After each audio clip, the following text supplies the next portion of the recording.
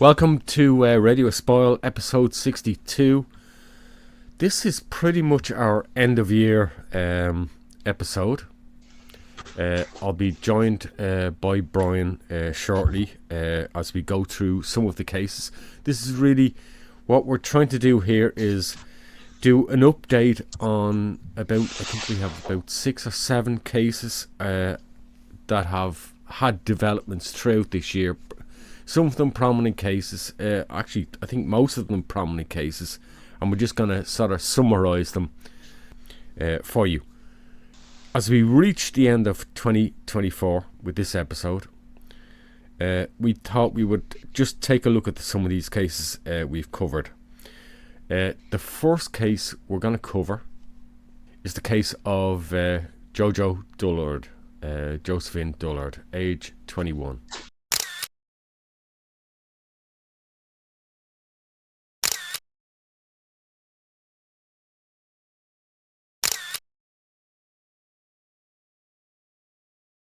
Jojo of Callan, County Kilkenny, was living on Harold's Cross, County Dublin, when she went missing on the 9th of November 1995. The day she disappeared, she was planning on moving from Dublin back home to Callan for good. Now, she'd missed her last bus to Callan and had to take another bus to Naas, County Kildare instead. She was last known to be in the Moon area of County Kildare while hitchhiking home to Kilkenny. She had been driven from the Naas area to Kilcullen, County Kildare, and then on to Kilcullen to Moon. She was last seen using a payphone in Moon, and through telephone records, Gardaí found out the call was made at 11:37 p.m. to Jojo's friend Mary Cullinan. She ended the call as she was about to enter another car, so she'd been gesticulating from the phone box as she talked with her friend. There was also an unconfirmed sighting of her walking along the road in Castledermot, County Kildare. The driver of that car or any other occupants have never been named. Gardaí investigating the 1995 disappearance and murder of Jo Dullard have completed their recent November 2024 search of open ground in County Wicklow. This followed an arrest and release of a man in his 50s. And just to clarify, Radio Espial is aware of the identity of that man, but for legal reasons we can't name him. The search has been underway on a 70-acre site on the Wicklow-Kildare border for more than 2 weeks, where her body was believed to have been buried. This included extensive excavation and scientific scanning. To quote on Garda Síochána, they're not confirming further on the searches for operational reasons. That generally is normal, and you're going to hear that phrase very commonly in some of the cases we're about to talk to this evening. The family have been updated on the current position of the investigation. We do know that a number of witnesses Gardaí investigators have been in communication with were brought to the 70-acre search area. Now, that struck me as slightly unusual in a sense of an historic case that's gone on quite a number of years, that witnesses were brought to the site. So there's clearly something going on and some lead of information with Gardaí that they know, that they've deliberately brought people who've either they've went to or have come to them, and they've organised for them to come to the site. So something is going on there, that they seem certain that Jojo may be at that site, and they're trying to trigger people's memory, identify very specific areas. What tree was it? What rock? What path did you walk down when you saw this, when you saw that, when that happened? That seems to be what's going on.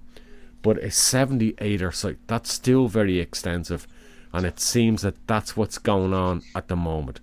Now, I want to stress that search has now concluded, and it took over 2 weeks with all the witnesses being brought there, And again, operational reasons, Gardaí are not telling us what came of that, if anything. I'm not saying nothing came of it. I'm not saying something did come of it, but the Gardaí are not revealing that, and that's understandable.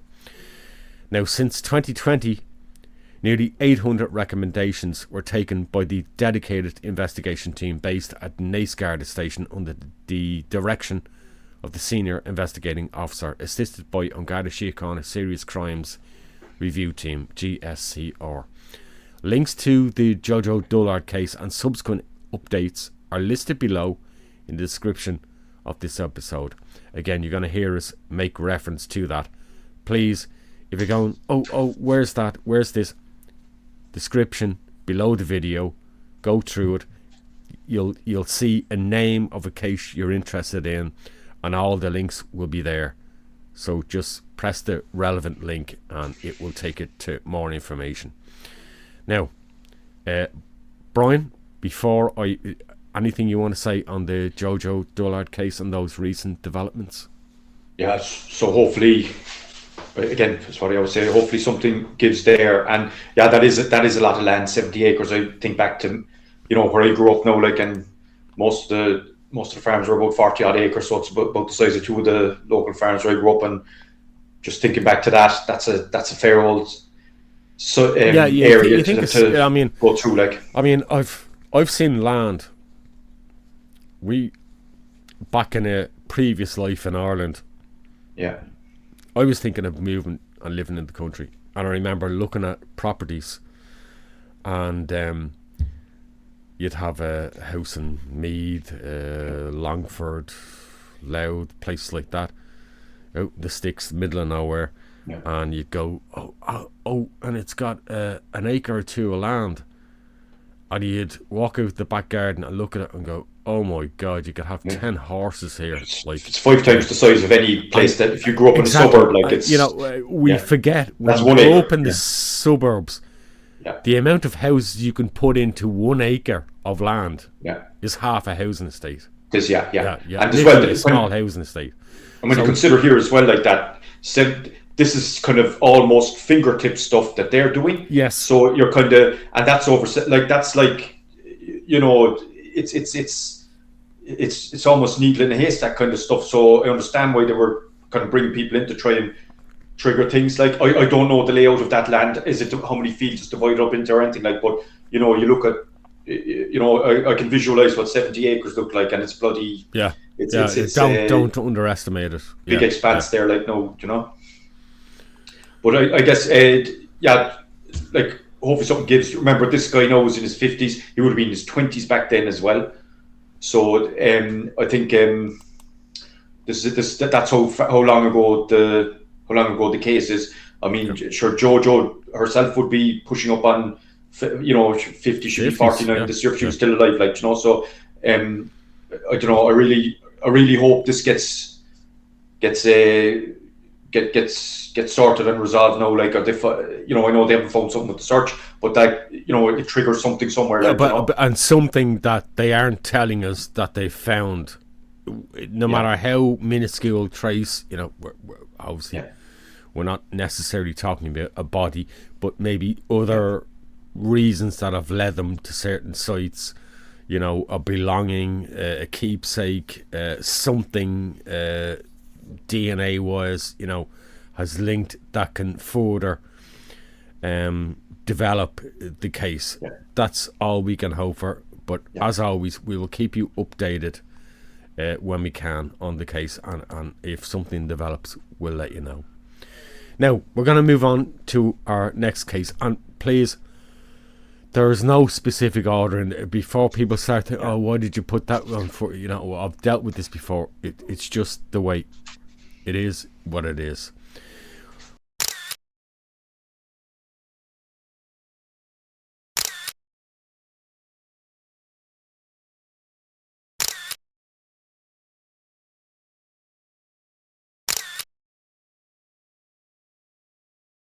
We're going to deal with Conor and Sheila Dwyer. Now, Brian presented this case. Brian, I'll just read the brief and then I'm going to hand over to you. So, listen, Conor and Sheila Dwyer, in summary, from Fermour, Cork, Ireland, aged 62 and 60 respectively, were last seen and heard between April 30th and May 1st, 1991. On May 22nd of 91, they were reported missing when two family members, along with Gardaí Síochána, entered their Chapel Hill house only to find it empty and undisturbed. No trace of the couple has ever been found over the past 33 years. Now, following our timeline, which Brian did, and the coverage of this case, we disclosed historical information which we discovered via our private Radio Espial community group.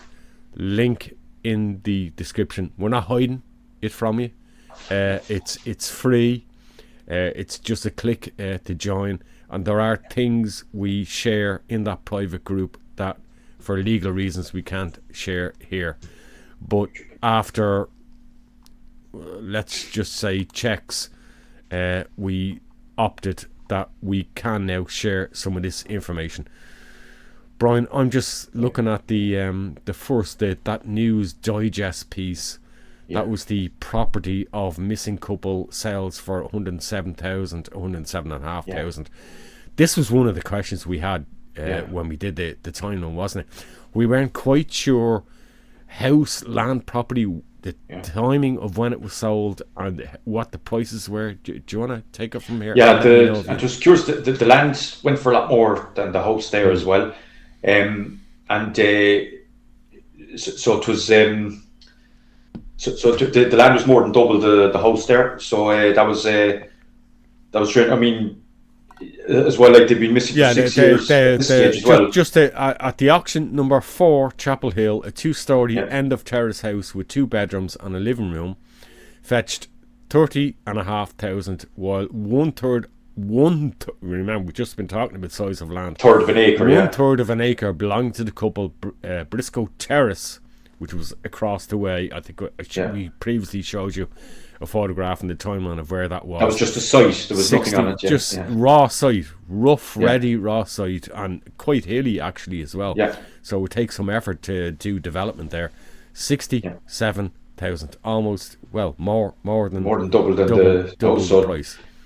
Curious, all right, and so I mean, I don't know if it had any bearing on what the suspicions about what happened to them, but you know, it was curious the way the values that were put on both. Well, it was an auction, so somebody obviously wanted it. Yep, somebody wanted it, and they got it, and good luck to them. Yeah, so that was one piece. So and then now there are other 2 pieces that people are seeing here visually. Yeah. This was curious.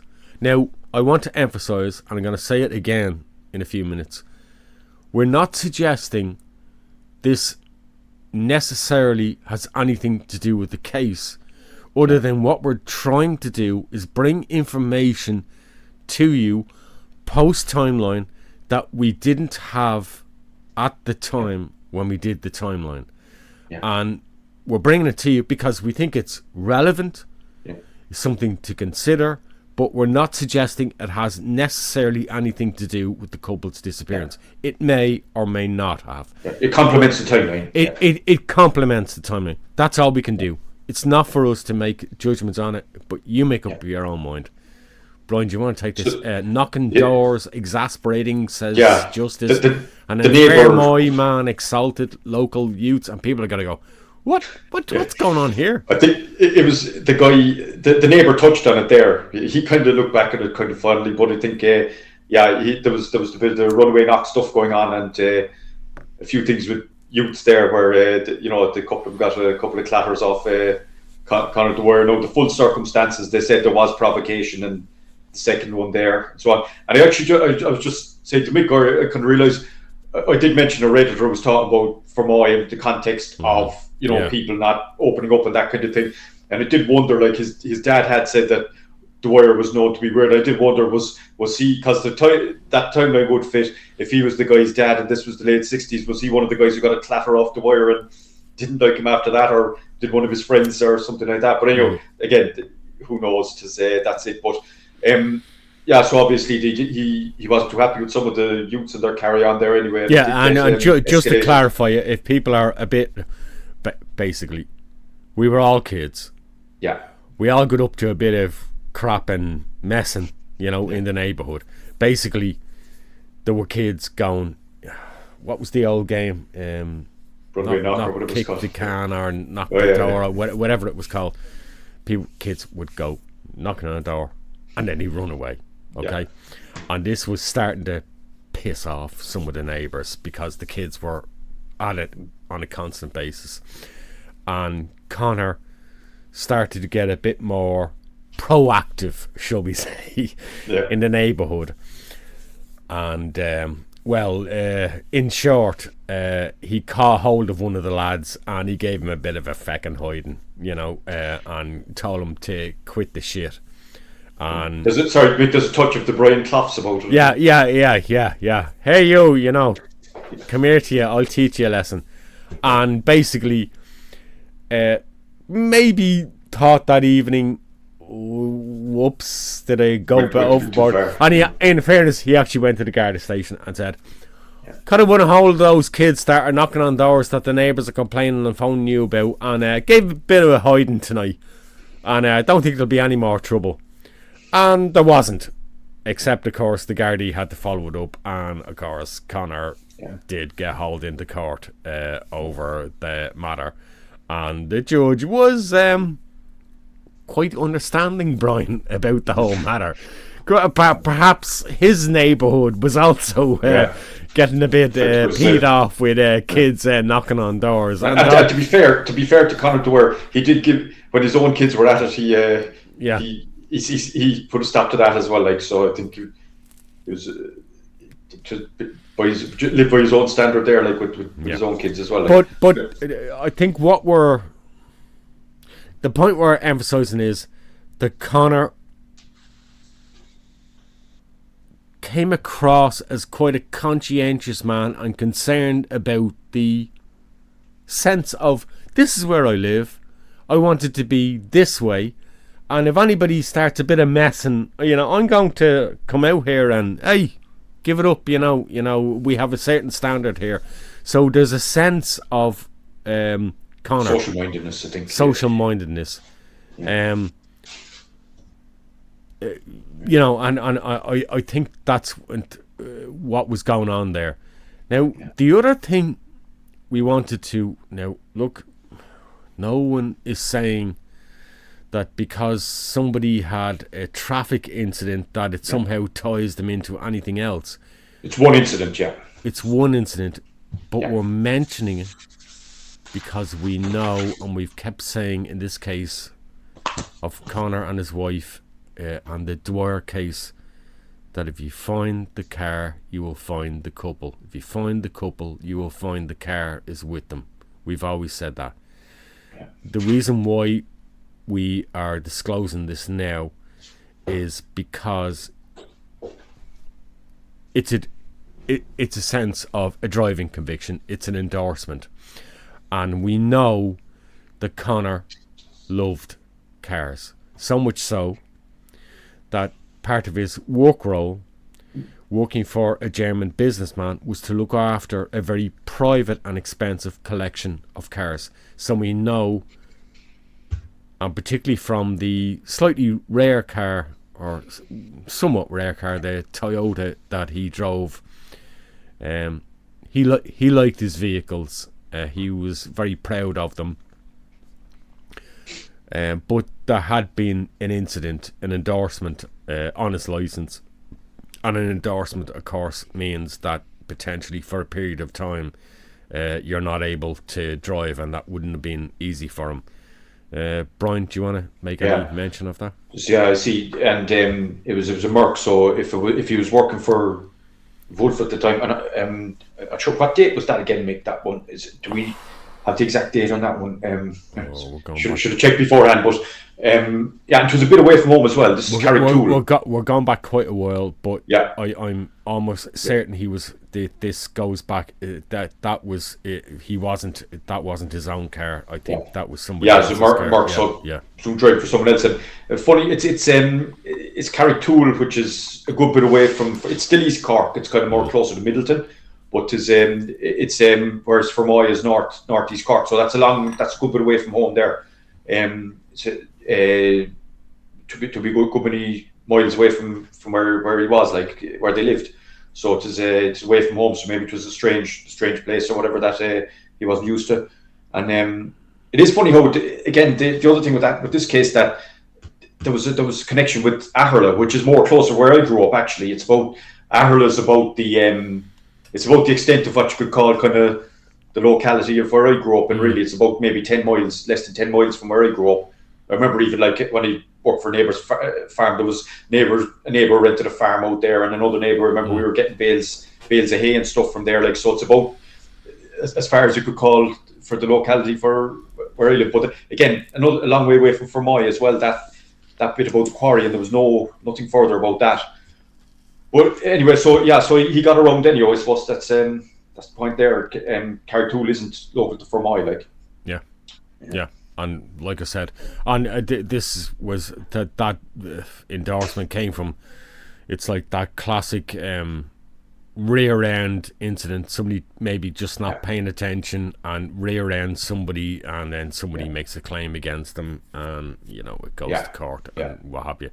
Again, we're not suggesting any of this has any remote relevance to the actual circumstances of the disappearance of this couple, but these are things that we looked at when we ran personal checks that flagged up to us, and we thought we can either ignore it and not say it, and then somebody will come back to us if this turns out to have relevance or something, and then people say, oh, you didn't tell us that, or you knew that, so it's just fleshing things out, like, really, we're fleshing things out, and that's all. We're not suggesting anything more by it. That's that. That's it. We hope there can be some conclusion to that case, but we're not hopeful unless we think, again, there's further searchways in the local waterways to bring that case to a conclusion. Yeah, because I think that there was some seriously. I think the neighbour put it well about, like, there was all these sightings. I don't think they're really no relevance, really. No. I think. Look, you can't speculate or anything, but no. The evidence or lack of evidence would point, I think, fairly heavily to some form accident and concealment or something. And maybe again, that's why we mentioned the perhaps I don't know. That Conor enjoyed his car so much, loved driving, and maybe he got complacent, and there was a genuine accident, and that's why we felt it relevant to mention that. We felt it would be, remiss of us. Yeah, definitely. And I think as well, like, as well, a couple went missing with the car. When a person goes missing with their vehicle, then there's a lot in that. Like Mick said, if you find the vehicle, you find the couple, and vice versa. As well, I suppose, I think people, not going down the rabbit hole, just lastly on this, and then we move on. But I think the thing as well, I think people underestimate about rivers and bodies of water and all that. I know Ralph Riegel was saying, who's been a great advocate for the case, don't get me wrong, but like, I think he was saying, there's no disturbance of vegetation, nobody snagged it with a fishing line or whatever. That's not it. Rivers are massive, and I think people forget that. Like, if you look at water, right? Basically, a cubic meter of water weighs a ton, and a metric ton and the imperial ton more or less the same, right? There's only a small difference, but a cubic meter of water, that's 3 1/3 feet by 3 1/3 feet by 3 1/3 feet, a meter by a meter by a meter weighs a ton, right?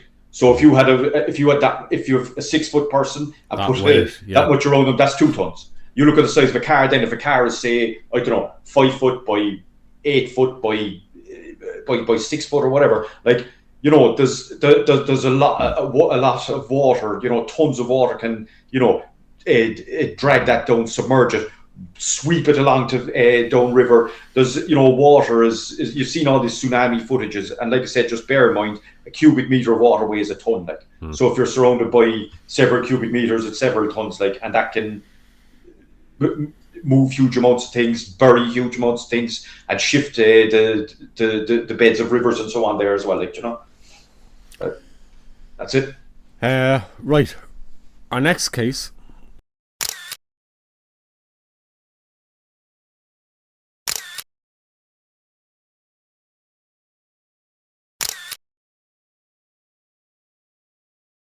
we want to look at on an update, an appeal in the last week to 10 days due to the anniversary of Sandra Collins.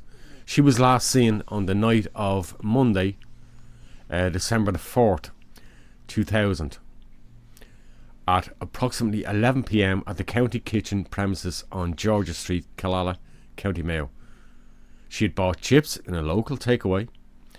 A pink fleece, later identified as hers, was found on the pier in Killala days later. She was 28 years of age at the time of her disappearance. Sorry, I should mention as well, she'd messages with her as well, didn't she? She had exchanged messages, yeah, and she rashers had, and stuff, yeah. She had sausages, I think, wasn't it, in a pocket? Yeah. Gardaí in Killala have renewed their appeal for members of the public with any piece of information they might feel be relevant to the investigation. To quote them, "We want to thank the public who have been of assistance in this investigation to date. We are now appealing to those who may have additional information to please get in contact." And that's Detective Inspector John Costello, who also went on to say, "Perhaps you have information you thought was insignificant at the time, or it could be that after 24 years have passed, your circumstances have now changed. Relationships change, loyalties change, and people may now be constrained by the set of circumstances that existed for them 24 years ago. With that passage of time, people may feel more comfortable sharing information with us."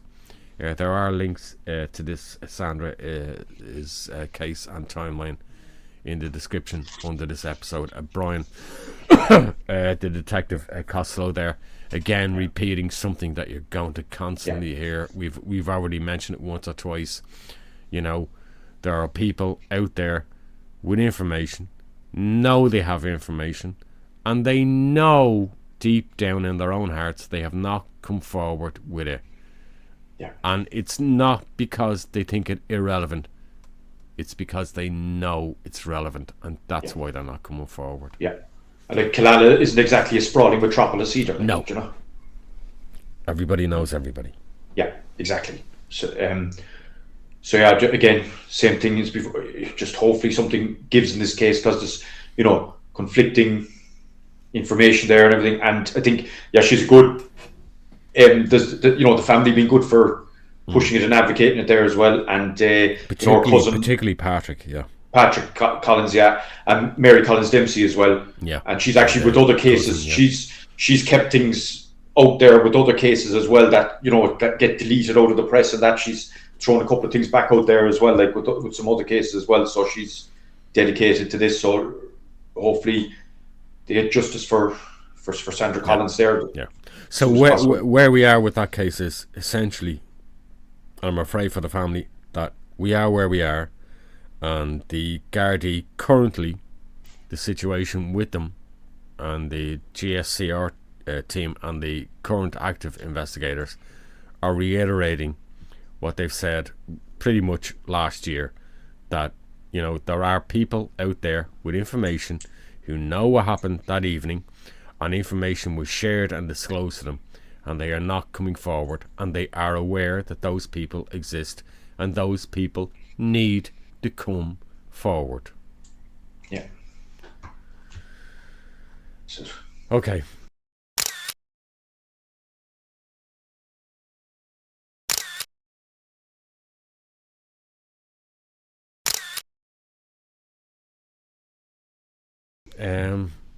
Our next case, and it's like it's weird. Like all these cases, their anniversaries are like we've gone over them the last week or two. We've had so many anniversary cases.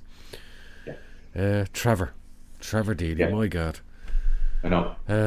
Like Sandra, Trevor Deely's December anniversary has come and gone for another year, without resolution for his family. The only update, or rather clarification, that I want to make in the case of Trevor is a reminder that all of the relevant witnesses have been interviewed, and those captured on CCTV, including footage made public and some footage not made public, have been identified, bar one person seen at the bank gate in the background. He has not been identified nor ever come forward. So to be crystal clear, and I want to be fair to some of the commenters, I get it, I understand how involved you've got in this case, but this is one of those cases where there's more noise than action and reality. Yeah. There's too much noise in this case. To be crystal clear, the so-called man in black supposedly following Trevor has now been identified in recent years and eliminated from the Gardaí investigation. I still get people in the comments section unaware of this and engaging in wild speculation and conspiracy theories. Elaborate theories like Trevor somehow had connections with the IRA. Bank investments.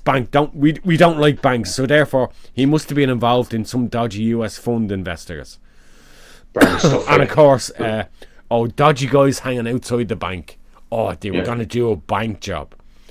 It's a fucking head office. They don't hold money there at 4 o'clock in the morning, for God's sake. Yeah, and people, if you're going to come up with conspiracy theories, use your fucking heads. Think.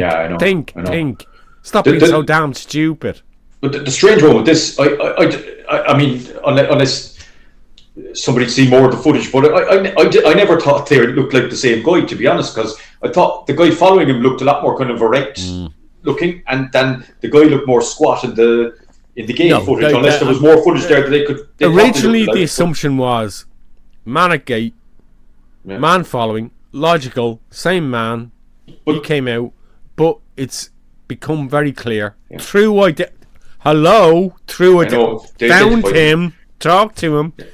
It's not the same man. Not the same guy. So you can go off on your crazy theories, but we're way beyond that. I didn't think they looked alike anyway. I didn't swallow it from the start because I thought the guy following him looked thinner and more erect standing. Yeah. The other guy outside the gate stature, more kind of squat and slouch. Squatting and slouch and a bit bigger built. Yeah, a bit wider frame, but this is the thing. The RTE website is still out of date on that. Like, there was an article there recently. I was just going, get with it.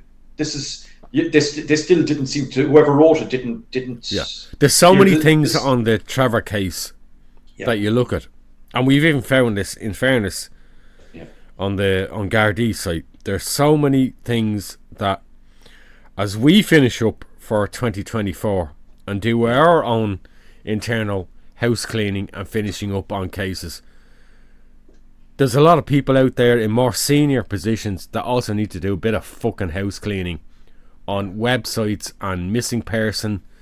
On Garda Síochána need to get the cleaners in on their site and do a proper update on so many missing cases you go to, and you go, my God, who loaded this?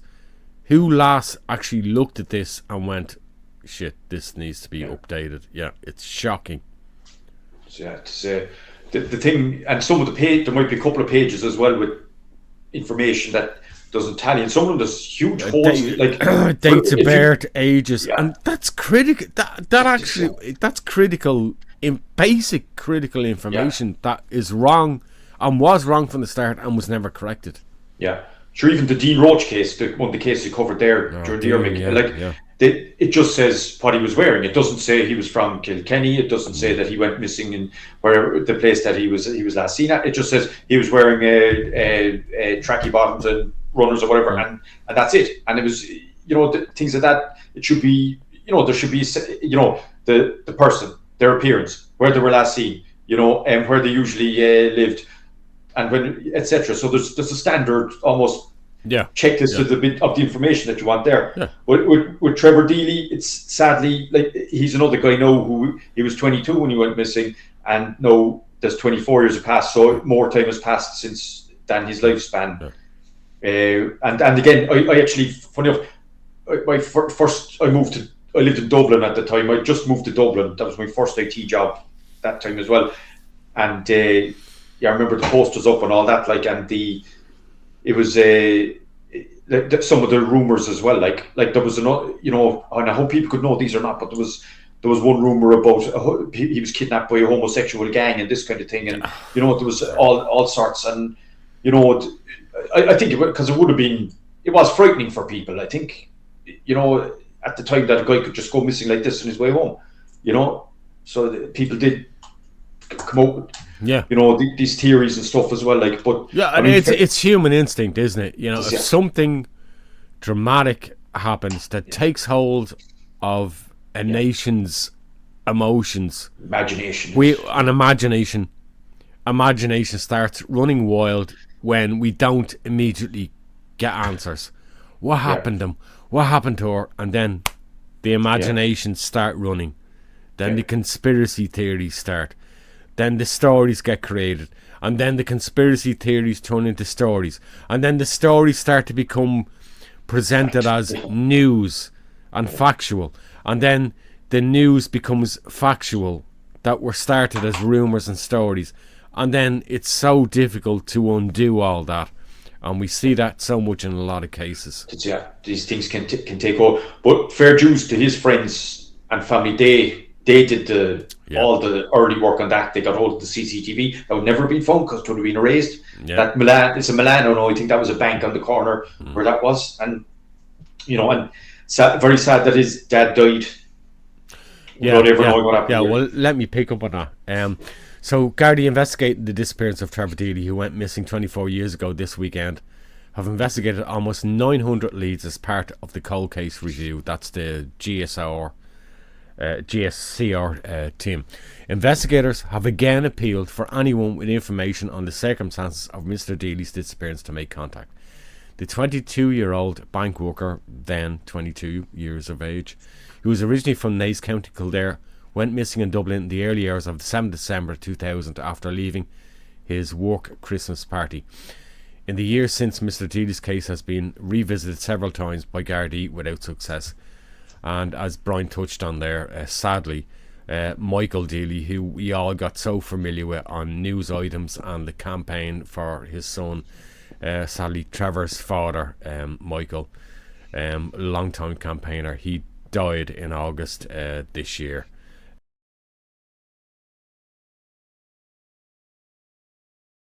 So our thoughts are with Trevor's family. And another year goes by. A 24th year goes by, and no news.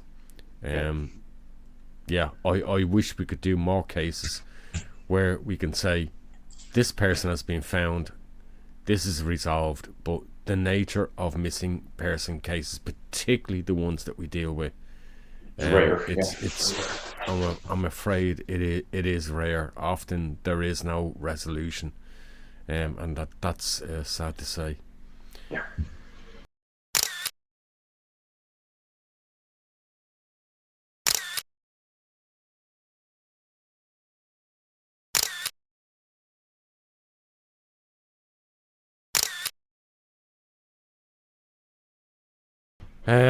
One person that was found didn't go missing, and there were certainly some quite spectacular and bizarre events around it, and there was a development in that case this year. Exhumations of a person after they're deceased are very, very rare. But when there are criminal circumstances, it can happen. And this takes us to the case of Patrick Nugent. Again, Radio Espial has already covered this case. There's no case here that we're talking about that we haven't covered, and there's extensive links in the description. Again, I don't want to keep repeating that because I get ad nauseum. So Patrick Nugent was an event manager. He'd previously been a chef at this establishment at Bunratty Folk Park in 1984. He was found with serious injuries in the yard outside the venue at 4 a.m. on February the 11th, 1984. Shortly after, he went out to help the party host to bring gifts to his car, the party house car. A man was subsequently acquitted of his manslaughter. You can see a full episode of the case on Radio Spoil in the link below this video. Patrick's body was exhumed in September this year, 2024, for forensic tests and reburied by the end of the month. We have no information on the results of that, and we don't expect any results on that unless something comes out of it that results in action, criminal action that needs to be taken. It's a standard statement of we're not disclosing for operational reasons. That's the usual thing. Details and results of those forensic tests have yet to be disclosed, and the review of the case continues. Brian, I don't think we have anything more we can add on that. Yeah. Other than the exhumation of the body suggests that we have, thankfully, a team of people unlikely being pushed in FSI, the forensic science laboratory there, and an active team in the GSCR who have questions and want stuff done, and that's why they requested allowance from the family to exhume the body. They know we're looking for something. There's something we want to find about the autopsy that was done on Patrick that we're not happy about, and we want to reconfirm whether that original autopsy is correct or there's something that is missing that will give us a clue as to really what was going on that evening. The injuries, yes, is the thing, and like again, it's another one. Somebody knows something, or probably nearly everybody knows something, considering it was, fairly. This is one of those things where, it's not someone knows something. It's every fucking body in this case knows something, but they ain't squeaking because they are all looking after each other. Yeah, and that's even worse than somebody on their own, isolated, alone, fearful, and not saying nothing. It's worse when everybody in the room knows something and you, as an investigator, don't know that information, but everybody else does, and they ain't squeaking. And that's what's so despicable about this case. Yeah, just the ultimate circling the wagons thing, but so anyway, again, hopefully they get the information. A lot of these people will be deceased as well, but to get the information to progress this anyway, to break whatever story was there by looking at the injuries. I presume that's where they're going with it. I can't presume anything, but I'm guessing that's where they're going with it. If they exhumed and looked at the injuries, so hopefully that. Okay. Our next case, briefly on this one. This was a head spin case. The prime there. We went from zero. We went from 0 to 10 on this case. This is one of those cases where you started off at point 1 and you went round circle and expecting to arrive back at 0 on point 1, and instead you arrived somewhere totally else. 40 miles on the road. What the hell is going on here? Because it was real. This one is just the narrative that was there for 30 years has just been completely and totally blown out of the water. Narrative, and the media won't fucking touch it. They are terrified of this case. There isn't a squeak about this, and this is for people that love sensation and drama and all the rest of it. And obviously I'm not reducing that case to that, but it's bizarre, some of these cases where they could be the from a media point of view, the so-called juiciest case, and yet this one, they won't touch this one. There's a few other cases like that in Ireland as well.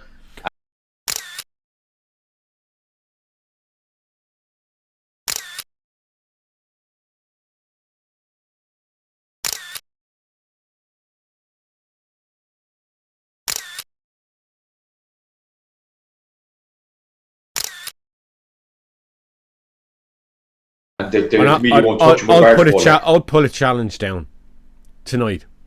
Yeah. We've done it. We've done it over the last, nearly 4 or 5 months. I'll put a fucking challenge down to any journalist here. Yeah. Where the hell are you? Take this case on. Investigate it. Be man or woman. Step up to the mark. Yeah. Come forward for Anya. Come forward like we have and expose this case. Stop hiding behind paywalls. Stop hiding behind your editor and come out and expose this case like we have. Yeah. Anya's her daughter, by the way. Yeah. The case. Marie Kilmartin went missing on the 16th of December 1993 after she was last seen at her home in Ballad in Portlaoise at approximately 4 p.m. Marie's body was later discovered on the 10th of June 1994 in the Port Arlington area of Laois. 3 arrests have been made as part of this investigation, but to date, no one has been charged. We covered this case on Radio Espial during the summer across 2 full episodes, including significant input from Marie's daughter, Anya. It is a deeply troubling case and a firm lesson that the version of events portrayed in the public media through appeals and coverage doesn't even come close to representing what lies beneath this case. And we covered that in the forgotten cases in our misinformation as well. The follow-up case, yeah. Link in description. Anya has let us know that she has recently added to her campaign and her mother's case with the launch of Justice for Marie Kilmartin. That's a social media, a Facebook page, description in the link. Now, along with the launch of that Justice for Marie Kilmartin murder case, Anya has let us know that a substantial cash reward is available to the person or persons, with adequate information regarding the death of Marie Kilmartin, Ballad, Portlaoise in 1993. Marie disappeared in mid-December of that year and her body was found on the 10th of June the following year, 1994, Pims Lane, Mountmellick, County Laois, 16 kilometres from her home. Her death was established as murder. Any person who supplies such adequate information need not be involved in any prosecution or required to appear as a witness, and anonymity can be assured. Yeah, okay, that's coming from Anya on the Facebook page. I'm not quite sure how legally that works if there is information that comes forward, but however, the purpose of the information sought is to identify the persons responsible and secure a conviction. Yeah, okay. The significant reward money has been put up by friends of Marie Kilmartin. Just to call out as well, Mick, just to call out as well that the 3 people that were arrested are not thought to have been involved, and no, that is, they were I would call them is there were reasons to have suspicions on them. Yeah, and fair enough, but they were what we call historical arrests to obtain information, and subsequently we do not believe that those 3 people have any actual connection. And there was convenience as well, I think. And convenience one of them regarding investigation. There was convenience there as well for that. And in fact, what we learned in that episode, speaking with Anya, very much reveals they had nothing to do with it, and there was a lot more cloaked under the surface that people were hiding, and they were the convenient 3 stooges to put this one on when there was a lot more in this case historically within the Kilmartin family that wasn't being disclosed or discussed. Yeah. And that's as far as we can go legally at this point. Yeah. Next case. Yeah, and there he is, the word boy. Yeah, this is really tough case for us.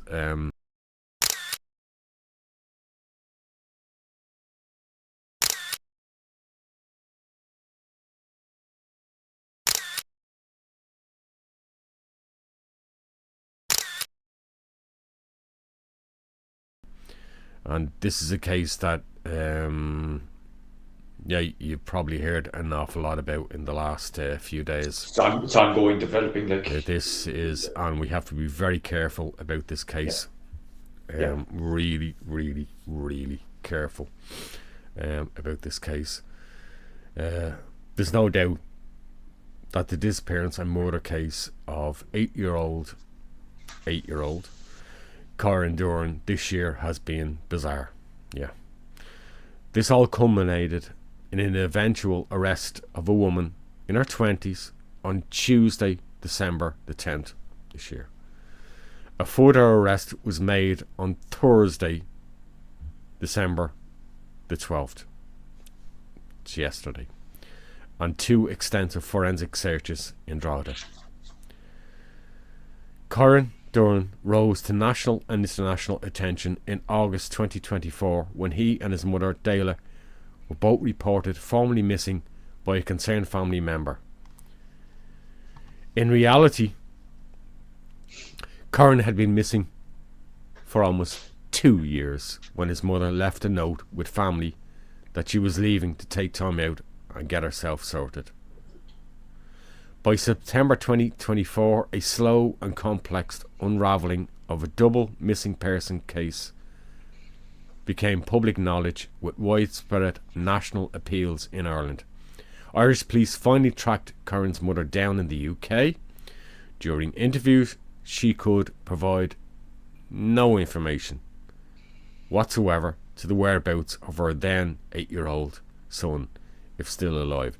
And incidentally, she was more recently actually arrested on suspicion of murder, and a person directly connected to her at the time, and I can't say any more, is the man who was arrested yesterday in connection on the same charge of suspicion of murder.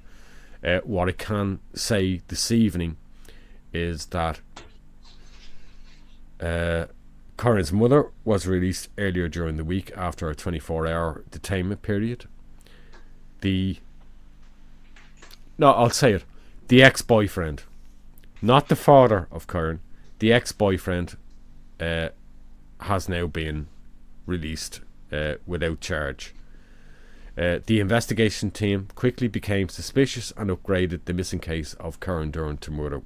We know that happened quite a while back, over about the last 3 or 4 months, and this is what's led to these arrests and searches. And by the way, those searches at the ex-boyfriend's property, and I believe the parents' property, they've now, I've been told, they have now concluded. So I don't know how extensive they were. I was told they were extensive, but it seems very quick to conclude them. Brian, before we go into our brief from the BBC Spotlight team, I think it's just horrific, really. Yeah, it's a mind-blowing case, and we're not going to we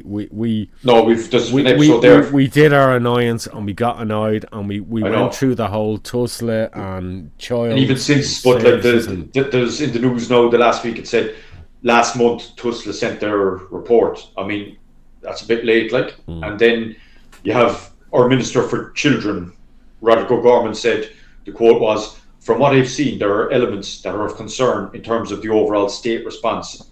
Yeah. You're just going like, no shit. Yeah. Sherlock. And like, but I think I love the way he kind of the overall state response. What, you're Minister for Children, mate. Come on, like, you know. So like, I'm not pinning it on one person, but there was a whole series of things there, like a whole catalogue of the visits. Yeah, exactly. And when there was a specific visit to look at the child, and they brought the other kid in, and this kind of stuff, like, it's just... And again, I'll say it now. it was, whatever you heard, it was the ex-boyfriend, the guy that was arrested yesterday. It was his son that was paraded and pretended to be Kyran. That's what's going on here. Yeah. So anyway, look, I don't know. Hopefully, again, something is going to develop again in this, because this is just totally unacceptable. That this little fella, like, ostensibly 8 years old, really 6 years old or whatever. Essentially, we keep saying 8 years. He never. Yeah. Kyran never got to celebrate his 7th or fucking 8th birthday. Yeah. He's been missing since May 2022. 6. Like, really, you know, 2.5 years ago now. Yeah. You know. So hopefully they get to the bottom of this one and find him. You know. Yeah. Okay. So, look, I think it's a few minutes piece. People, if you have access to the BBC player, I don't know whether this was, and this is the irksome thing with the BBC. I have a suspicion this wasn't broadcast in the UK. I think this was only broadcast via BBC Northern Ireland by the Spotlight team there. So you can, of course, visit the BBC site, look up the Kyran Durnin search, and it'll probably still be there, because it was only broadcast last Monday. I'm trying to be respectful here on fair use. I'm not putting out this documentary. It's a half-hour documentary. We were aware of this documentary when it was being made, which is why we had access to information when we did the Kyran Durnin case, and we weren't able to disclose the information kind of later or earlier. You know what I mean? We had access to information at the time, and that unfortunately happens with cases. We have access to information, we can intimate, but we can't necessarily do it at the immediate time. And as I said to Brian when I watched this documentary, I think Mandy McCauley is the journalist.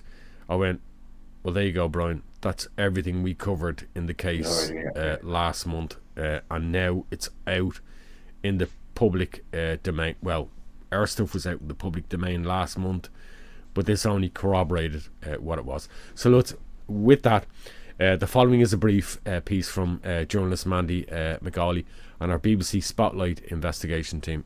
Terrific work they did. Much of the details included we revealed last month in our episode on Kyran's case. That's Radio Espial episode 59, and were included in this BBC broadcast last Monday, December the 9th. These are just snippets out of it, but I think you'll grasp where we were going in episode 59 and what we already knew back then. Let's take a look at it.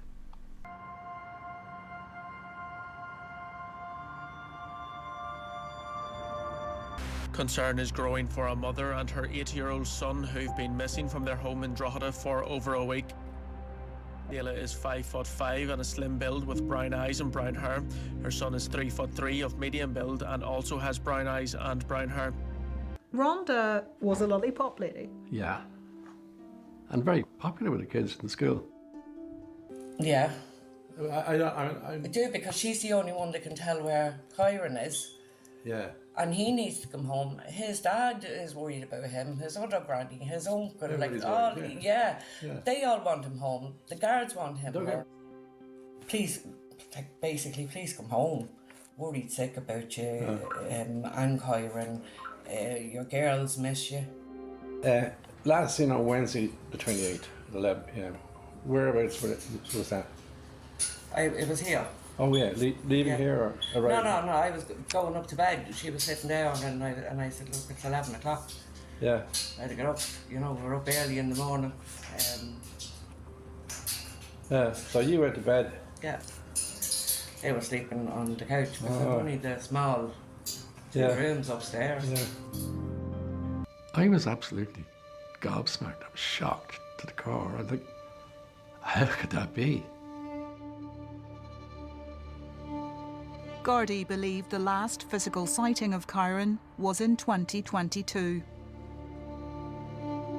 So how is it that Rhonda saw her grandson Kyran with her daughter Deely before they disappeared from her house in August of this year? A whole 2 years later. I don't often stay awake at night thinking about things, but I did with this. Because either she was lying through her teeth to me, or the guards are wrong.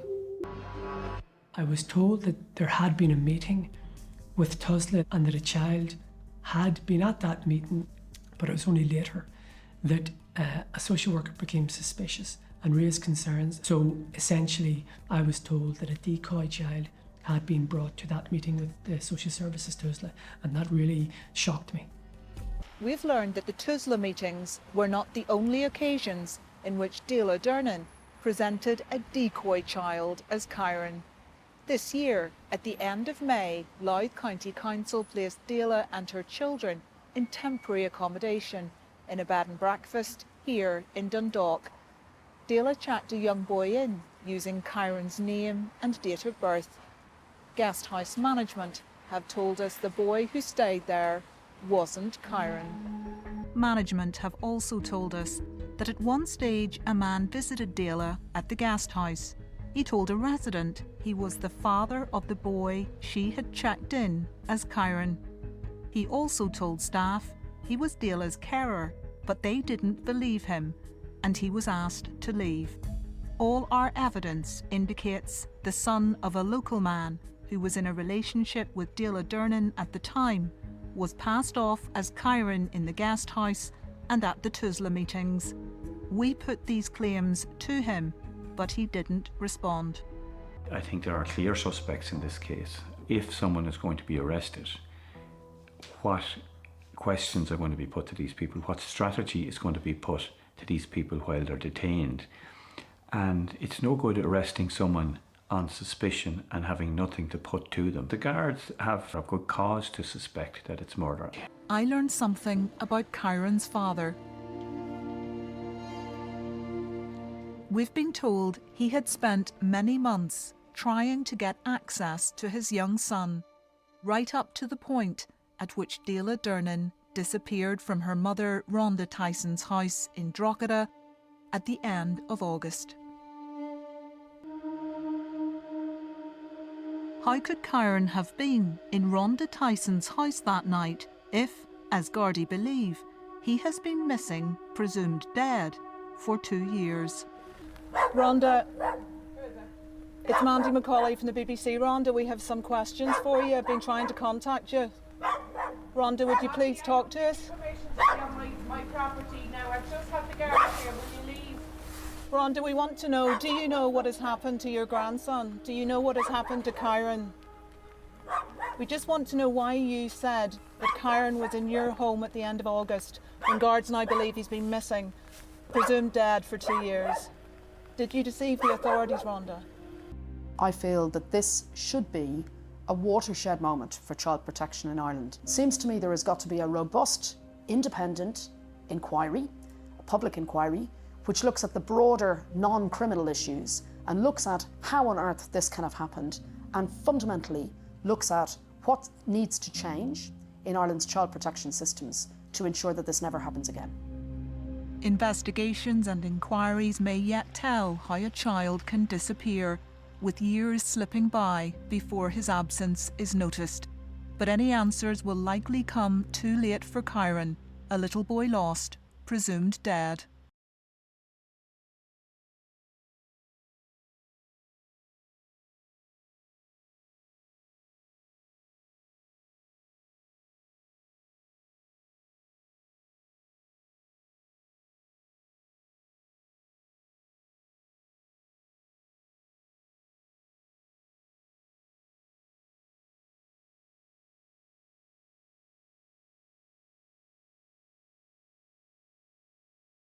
Okay, we are where we are.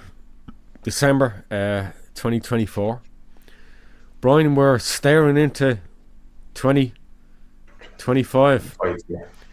There's a few interesting things coming up in 2025, I suppose, on cases.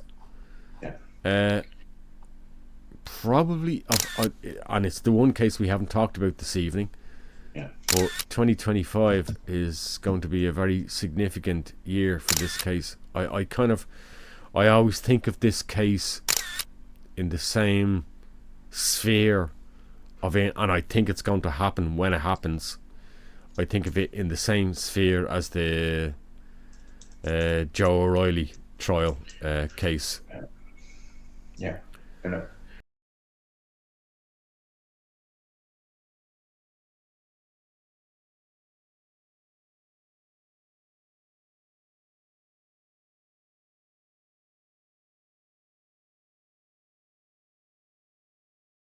It's awful. Sorry, awful I should say if people are listening and are just audio or falling asleep or just looking at we're talking about the Tina Satchwell case. Yeah, East Cork. Sorry, Brian, go ahead. Yeah, so just she originally from Youghal, lived in originally from Moy, lived in Youghal, and like this guy was on all the local radio and the local TV. Like I said, I mentioned the Joe O'Reilly case because he did the Joe O'Reilly song dance. Yeah, and I think for 2 or 3 years. Yeah. The thing with him as well, like he did come across a bit strange, but like there was what I didn't like about him was the way he came out and he said he was going on about she's all these outfits and she's spoiled rotten and this kind of stuff, and it just didn't come across as sounding very affectionate or very kind of loving either, like when he's saying things like that, you know. But I mean, it was just tried to hoodwink a lot of people, like, and he ended up on the Late Show, I think, as well, and he was on the Virgin Media Red today, FM, chat show, morning chat show. Look, everybody's going, hang on, I'm confused. Why? Okay, Tina Satchwell was last seen alive in public on Sunday, the 19th of March 2017, at a car boot sale with her husband in the town of Carricktwohill. On the 24th of March 2017, Richard Satchwell, her husband, walked into Fairmoy Garda Station and reported that his wife, Tina, had gone missing from their home in Youghal. He claimed that the last time he spoke to her was 4 days previously on the morning of Monday the 20th of March 2017, and at 10:30 a.m. he drove to Aldi, which is about 30 kilometres away in Dungarvan, to buy fish at Tina's request. When he returned to their house at around 12 noon, she was not there, and he'd not heard from her since. Tina was aged 44 at the time of her disappearance. In October, just to clarify, Dungarvan's in County Waterford, but Youghal is actually on the border with Cork and Waterford, so it's not quite as far as you might think. In October 2023, Richard Satchwell was arrested and charged with his wife's murder following the discovery of her hidden remains at their home. He will go on trial in April 2025. And links to this case, and I think we have a full playlist. There's at least 3 episodes and features on this in the description of this episode. Brian, just to touch on a couple of the particularly the Kyran case, people arrested, and everybody sees it in the media. An arrest! It's going to be something. Released without charge, and then everybody go, for fuck's sake! Yeah, like the Jo Dullard as well. The Jo Dullard case as well. In this case, the same thing happened. Okay, Richard Satchwell was arrested. Can't remember. It was like let's say a Monday or Tuesday. He was released without charge, and everybody went, for fuck's sake! And the search was ongoing in the house. He was always the prime suspect. He was always the prime suspect. And then I think literally about 24 to 36 hours later, he was rearrested again. And then you knew you ain't going anywhere this time when you do a rearrest after so quickly the search. and that was when they found evidence of Tina's body hidden under the stairwell where the bathroom had been, the little small bathroom had been created to conceal her body. And that's why I reflect on the other cases, the Jojo case and the Kyran case, where there are searches ongoing. Sometimes the Gardaí won't announce details of it. They're considering it. It's fast forwarded to FSI. It's processed. Something comes back, and then they go, bang! We have it. We have DNA. We have something now. Go and rearrest him now, and it escalates the case. That's all we can hope for in those cases.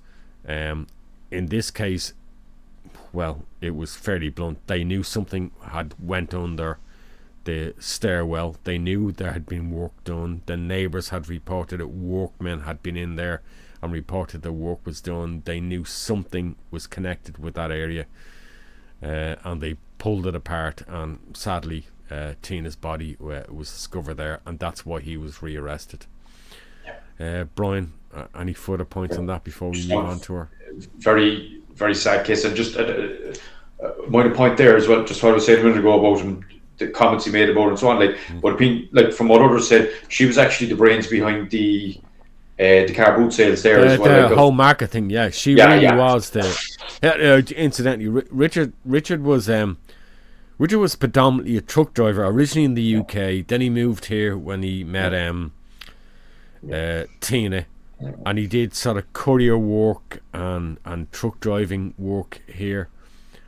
And I think he pretty much left full-time work after Tina's disappearance. I think he was just doing the odd courier job here and there, and was trying to keep a low profile. So anyway, and then we did bloody shenanigans with the book of evidence and all that stuff. Thank God, that was pure skin of the teeth stuff that they got it in time, because they were warned several times. I think the judges were really getting pissed off with them. The subsequent judges, you keep this up, and you keep deferring this. I'm letting him walk, and you can't touch him after that. So there was a sweat of about 2 weeks there. There was a serious sweat there, So now, hopefully this, there's no more hiccups anyhow with this thing, Okay. And he's on trial now. So that's it. All right. Right. So we are moving into 2025. You might be thankful. You might not be thankful. But you're not going to hear from me and Brian anymore this year. After we literally finish this episode, we're done. We're dusted. We're taking at least a 2-week break. We will be back in early January. Looking forward to 2025 and all your support. As we mentioned in a previous episode, I don't think we mentioned it in this episode. We mentioned it in the previous missing persons episode. We are looking at that Jimmy O'Neill, oldest Irish missing persons case, as to whether there's enough material that we can put together a timeline on. It's a fascinating case. Brian, remind me, what year was that? Something like 1947. December 47. 16-year-old young fella, and he was working on a shipping. He was working on a shipping line that they used to go between Waterford and Liverpool, and he went missing, and that's it. And they don't. Of course, you have the stories. He stowed away. He went to Liverpool. He went to New Zealand. So you have various stories, but there's been no trace of him since December 47. And his younger brother, has said what the awful impact it had on the family, his parents, himself, and everything. I'd love to cover that case, but it's like a lot of historic cases. The older a case gets, it gets harder to cover on a timeline, because in fairness, we need substantive information. We can't just have hearsay information There's no point in us doing it, an episode on Jimmy O'Neill if we feel we've only got information, scanty information, and to put together with a few photographs, bit of information, and it's 10 minutes. That's not. We need to spend time and delve into that case so we can do an analysis on it. So we're not giving any promises, but we'll look at the case, and as other people have suggested in comments, other cases, I promise you we do look at those cases and we consider whether there's enough to do them, but we have to make timeline decisions and production decisions as to whether there's enough in a case for us that it's substantive enough for us to cover it. One thing we are, I think this very much came across, Brian, with your sort of networking at the missing persons event in our last episode, is, and we've been promising this, but we've kind of like dropped the ball on it and we haven't really done it. And that's interviews. We really want to interview more and more people who are at the hard line of cases, have investigated cases. So it's not just us speaking and analysing cases, it's people buried deep into cases that have investigated them, whether they're former police officers, Gardaí officers, whether they're forensic people, whether they're search and rescue people, that can come forward and say, okay, this is how much information. I can't maybe go into all details about the case.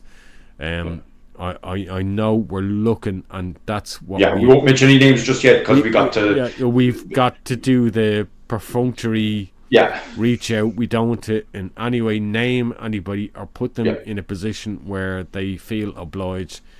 Some people, remember, this is very sensitive work.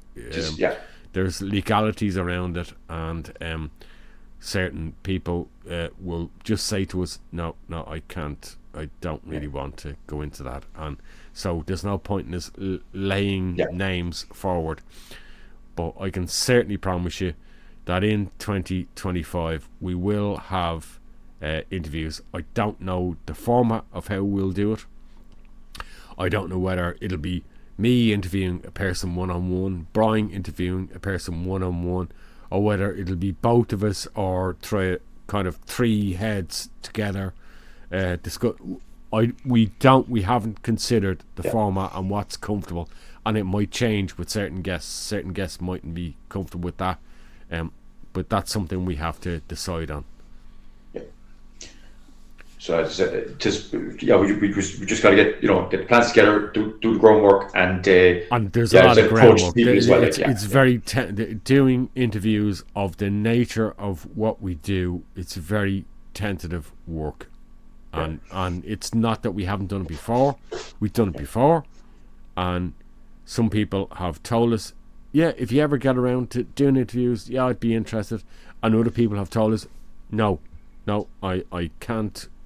I'm still working in the force, or I'm still working in that area.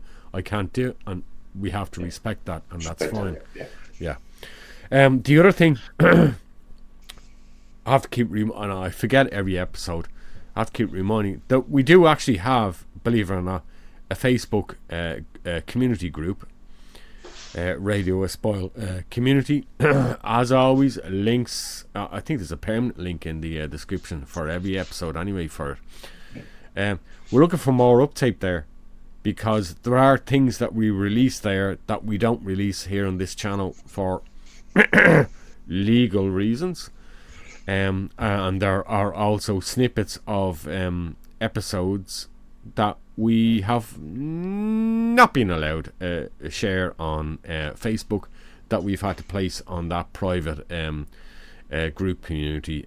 So any videos you see where it's community members only, that's why you're being asked to click a link and go there.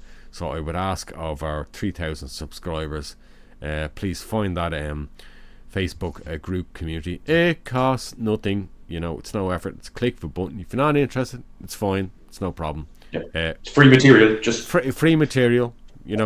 Supplementary to the YouTube supplementary channel. To YouTube. You're not interested? Fair enough. No problem. Nobody's forcing you. You know, just saying. You know, no point in coming back to us in 6 months' time going, oh, there's a 3-month episode, a 3-minute episode there on Radio Espial, and I'm really annoyed because I thought it'd be a full. I was like, well, it says community post, members only. It's, you know, didn't you join the group? That's why we couldn't put it up. And you know, just saying for the future. You know, that's your insurance policy. Think of it. Radio Espial insurance policy. Park that there. Click that. Join that. Just in case I need that. Yeah, there check it out. Check it out. Folks, Brian and I are going to wish you all our subscribers and viewers, a peaceful Christmas and New Year holiday. We will be taking a well-earned break from the channel to our family, and we all hope to see you for the first Radio Espial Timeline episode in early January. That's as far as we're committing to. Yeah. So happy Christmas, folks. Thanks for tuning in. Thanks for all your support and your kind comments there during the year. So much appreciated, and for getting us over the 3,000 mark there as well. And just wishing you all a happy and peaceful Christmas and all the best for 2025. Yeah. Take care of yourselves. Enjoy your time with your family, as we're going to do. But as I say, you're not going to hear from us again. There won't be any activity on the channel now. We've got an episode that's just gone out the past weekend. I have to keep I'm thinking in it's like a time machine. I'm thinking in retrospective. There's an episode that just went out about Missing Persons Day event over the weekend, and you're hearing this episode now probably is Wednesday, the 17th or 18th. 18th, yeah. 18th, thereabouts. Yeah. We're done. It's over for 2024. We'll see you again in the new year. God bless all. Take care of each other. Enjoy your Christmas and in your new year. Take care of each other. All the best, folks. Bye now.